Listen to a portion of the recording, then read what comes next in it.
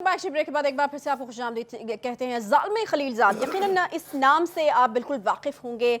साबिक अमरीकी नुमाइंदा अफ़गानिस्तान के लिए ख़ुसूसी नुमाइंदे के तौर पर इनको जाना जाता है और अफ़गानिस्तान के अंदर जो हैं वो टॉक्स में इनका बड़ा अहम किरदार जो है वो रहा है। लेकिन आजकल ज़ालिम खलीलज़ाद मेरा ख्याल है अपनी नौकरी से जो है वो थोड़ी देर के लिए फ़ारिग थे, तो उन्होंने कहा कि क्यों ना जो है वो ज़रा कुछ मसरूफ़ियत जो है वो ढूंढी जाए। तो मसरूफ़ियत उन्होंने इस तरीके से ढूंढी है जी कि पहले तो उन्होंने पाकिस्तान में इंतखाबात कराने के हवाले से एक बयान दिया जिसका दफ्तर ख़ारजा ने काफ़ी मुंह तोड़ जवाब दिया। उन्होंने कहा कि जी आपसे जो है वो आपकी राय मांगी नहीं गई तो बिन मांगे मशवरे जो है वो आप ना दें।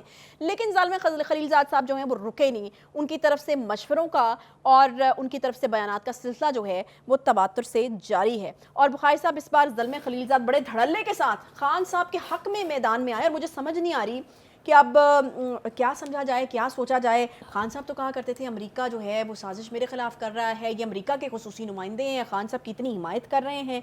मैं कंफ्यूज हूँ। आप बिल्कुल ठीक कन्फ्यूज़ है। मेरे ख्याल से हर पाकिस्तानी जो जी शऊर है, जिसको थोड़ी बहुत सूझ समझ है सियासत की या सफारतकारी की, वो यकीनी तौर पे कंफ्यूज है। ये ज़ालिम खलीलज़ाद साहब जो हैं ये बुनियादी तौर पर अफ़गान हैं, अफ़गान नज़ाद हैं और ये ट्रंप एडमिनिस्ट्रेशन का हिस्सा रहे। ये जो आजकल मेहरबानी फरमा रहे हैं इमरान खान साहब की पीटीआई पे, उनको तवज्जो देनी चाहिए ट्रंप पे। वो भी उसी किस्म की मुश्किल में फंसा हुआ है। आपने देखा वहाँ भी हड़तालें हो रही हैं, उसकी गिरफ्तारी भी कार्ड पर लिखी हुई है। तो उनको चाहिए कि वो अपने आका जो हैं उनके ऊपर ज़्यादा तवज्जो दें और या फिर एक काम और करें, पीटीआई का फॉर्म फिल करें और तहरीक इंसाफ में शामिल हो जाए। अच्छा, ये उनके लिए एक बेहतर ऑप्शन हो सकता है। फिर वो जब बात करेंगे पीटीआई के हक में तो समझ आएगी ना। नहीं, फिर ऐसे करें कि जो पीटीआई की जेल भरो तारीख थी उसमें एक वॉलंटियर के तौर पे पहली गिरफ्तारी पेश कर दें। अच्छा जी। अब देखना ये है कि ज़ालिम खलीलज़ाद साहब के पेट में दर्द क्यों उठ रहा है। क्यों? ये ज़ालिम खलीलज़ाद साहब उसी हुकूमत के नुमाइंदे हैं जिनके खिलाफ बकौल आपके भी और हकीकत भी यही है, इमरान खान साहब ने कहा था कि मेरी हुकूमत गिराने की, रजीम चेंज करने की साजिश की है। ठीक। साइफर लहराया गया।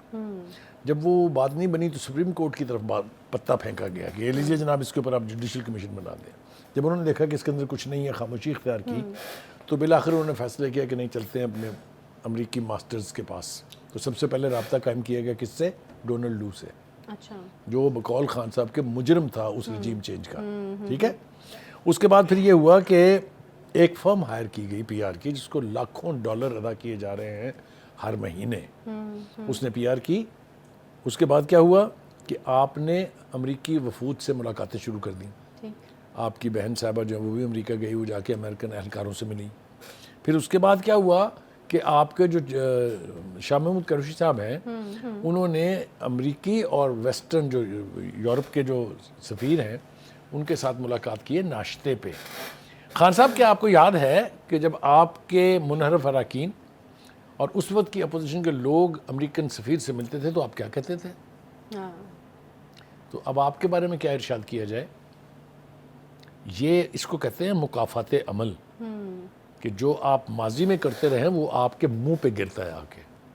आज अमेरिकन और यूरोपीय सफारतकारों के साथ बैठ के शर्म तो आई होगी थोड़ी बहुत शाह महमूद कुरैशी साहब को कि उनके लीडर जो हैं वो क्या फरमाया करते थे इसके बारे में। चलिए जी, हो गए। और दूसरा एक सवाल मुझे पूछना है कि शहबाज शरीफ साहब ने ज़ालिम खलीलज़ाद से कहा कि आपके पेट में बड़ी दर्द हो रही है इसलिए कि यहाँ बड़ी ज़्यादती हो रही है पीटीआई के साथ, उनके वर्कर्स के साथ, उनके लीडर के साथ। तब आप कहाँ थे जब इमरान खान साहब यही सलूक पीएमएलएन के साथ कर रहे थे? सही। जब वो कहते थे मैं जेलें भर दूंगा, जब जाली केसेस बना के उनको जेलों में भेजा गया, बाप के पास बैठी हुई बेटी को गिरफ्तार किया गया, आसिफ जरदारी की बहन को अस्पताल के सीसीयू वार्ड से खींचा गया, तब तो आपके पेट में दर्द नहीं हुआ। तो ये बुखारी साहब देखिए इतना सिंपल तो नहीं है ना कि ज़ालिम खलीलज़ाद सुबह उठे हैं जी और उनके दिमाग में ख्याल आया जी खान साहब बड़ी मुश्किल में, मुझे स्टेटमेंट देना चाहिए। यकीनन इसके पीछे कोई कहानी तो होगी।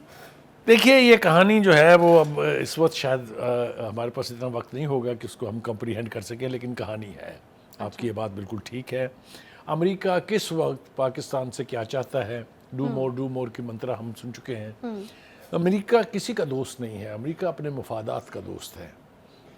जिस तरफ उनके मफादात होंगे वही अमल वो करेंगे। सी पैक की तबाही का जिम्मेदार किसी को नहीं ठहरा सकते आप सिवाय अमेरिका के।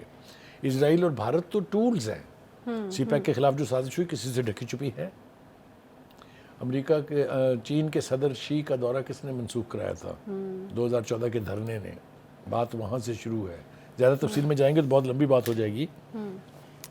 دیکھیے خان صاحب، مجھے یوں لگتا ہے اور لوگ اس پہ بات کر رہے ہیں کہ جس قسم کی لالسنس اس وقت ہو رہی ہے، جس طرح کے نو گو ایریاز بن گئے ہیں، جس طرح عدالتوں کے اوپر چڑھائی ہو رہی ہے، جس طرح کی دھمکیاں پولیس کے اعلیٰ افسران کو دے رہے ہیں، اپنی قتل کی سازش کا ذمہ دار آئی جی اسلام آباد، آئی جی پنجاب کو ٹھہرا رہے ہیں. آپ کرنا کیا چاہتے ہیں؟ اصل میں آپ کا آبجیکٹو ہے کیا؟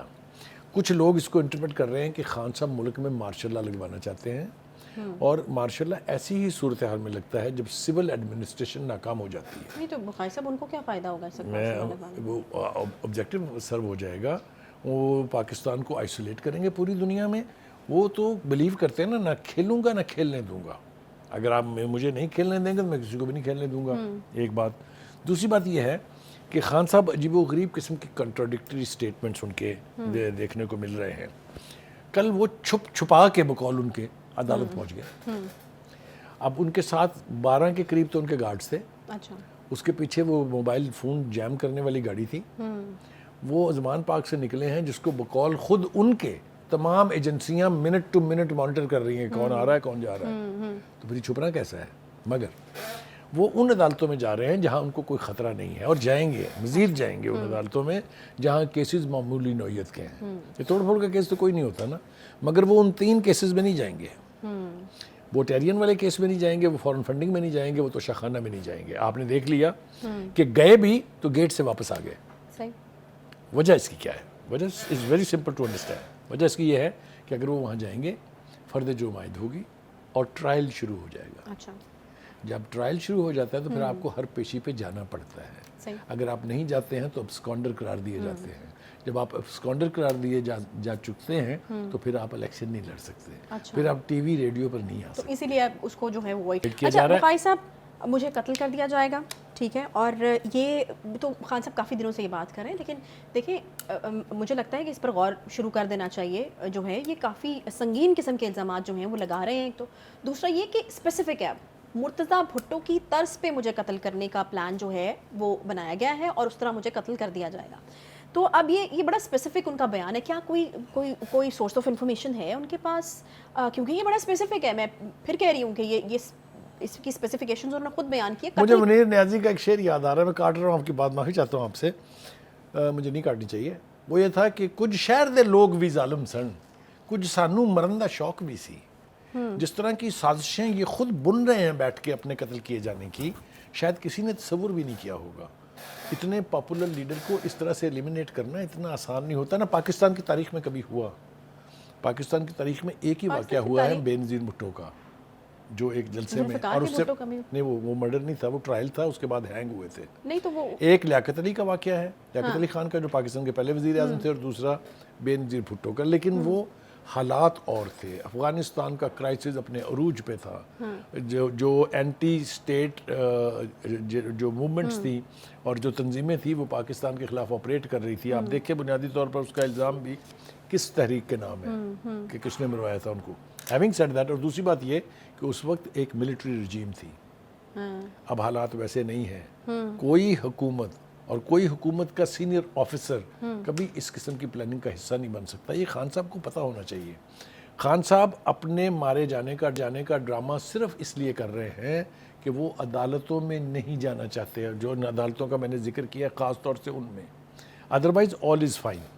دوسری بات یہ ہے کہ آپ نے کہا کہ جوڈیشل کمپلیکس میں جب میں پہلی دفعہ گیا تھا تو الزام یہ لگایا گیا تھا کہ وہاں پولیس ہی نہیں تھی، کوئی سیکورٹی نہیں تھی، یاد ہے؟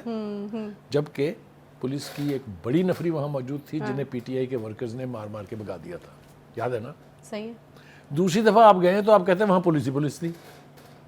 او خان صاحب آپ کے کون سے بیان کا ہم اعتبار کریں، کون سا بیان آپ کا ٹھیک ہے کون سا آپ کا ٹھیک نہیں ہے.